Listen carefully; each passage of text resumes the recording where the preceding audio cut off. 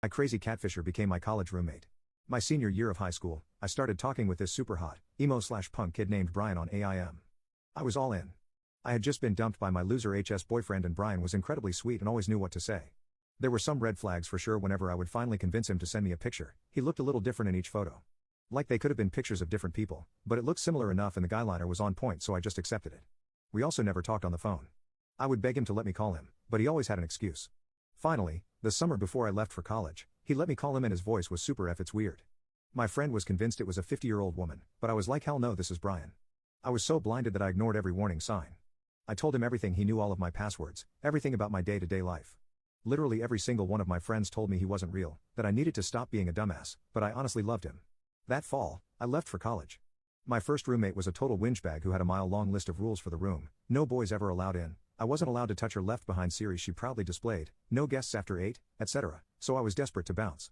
I found out there was an empty room and requested a transfer for winter semester. I knew going in blind was a risk, but it couldn't be worse than Left Behind chick. At the same time, I was loving everything else about college. Things with Brian kind of waned because life was busy and I wanted to experience everything, also known as other dudes. He would call me 20x a day, message me all the time, constantly barrage me about whether or not I had a Facebook and wanted the password to it. Hell no. Finally I broke things off for good.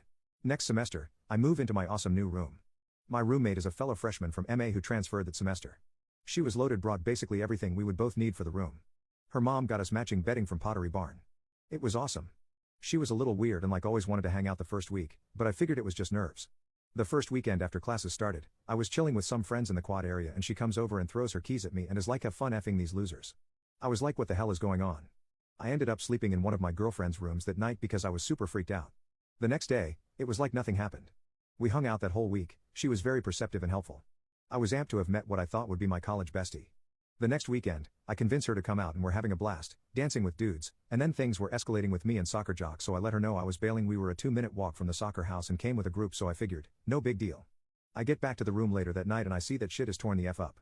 Clothes ripped out of the closet, stuff all over the floor. She's sitting on my bed and her arm is bleeding. I ask her what the hell is going on.